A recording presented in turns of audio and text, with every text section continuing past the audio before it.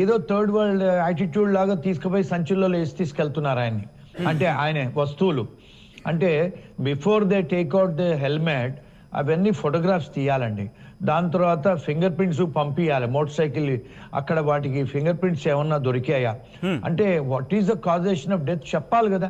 ఏది చెప్పట్లేదు. ఇంత హడావుడి. శ్రీనివాసరావు గారు, ఇక్కడ ఒక ఇంట్రెస్టింగ్ పాయింట్ మీరు రైజ్ చేయడం జరిగింది. అంటే కాజ్ ఆఫ్ ద డెత్ అనేది ఇక్కడ ఆ రోజు అటాప్సీ చేస్తున్న సందర్భంలో వెంటనే చెప్పాల్సి ఉంటుందా, లేకపోతే దానికి ఏమైనా టైం ఉంటుందా, లేకపోతే పోస్ట్ మార్టం రిపోర్ట్ వచ్చిన సందర్భంలోనే చెప్పాల్సి ఉంటుందా? అటాప్సీ రిపోర్ట్ అంటేనే post mortem report sir. Autopsy అనేది సైంటిఫిక్ వర్డ్. డాక్టర్ గారు అప్పుడే మన శవ పరీక్షలు అవన్నీ చేసి అప్పుడు ఇచ్చేస్తారు డెడ్ బాడీని. ఎవరికైతే సరెండర్ చేస్తారో పోలీసు వాళ్ళు, because it's a medico legal case, అంటే వాళ్ళు సస్పిషన్ గా పోలీసు వాళ్ళు తీసుకొచ్చారు కనుక పోలీసు వాళ్ళకి కంపల్సరీ ఇచ్చేయాలి అప్పుడు డెడ్ బాడీ ఇచ్చినప్పుడు. So that has to be given there and then.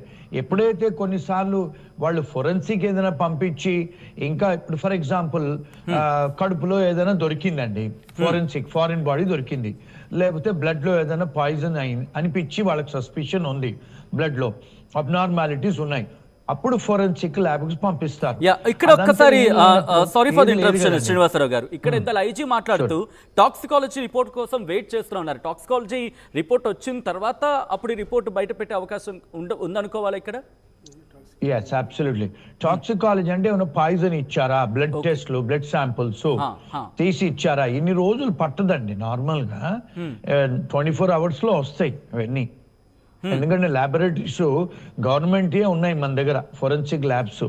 ఆ ఫోరెన్సిక్ ల్యాబ్ లో చేస్తారు. అంత బిజీ ఉండే ల్యాబ్స్ ఏం కావు అవి. అవి ఇచ్చేయాలి, నార్మల్ గా ఇచ్చేయాలి. 3-4 రోజులు పట్టదండి, నార్మల్ గా పట్టదు.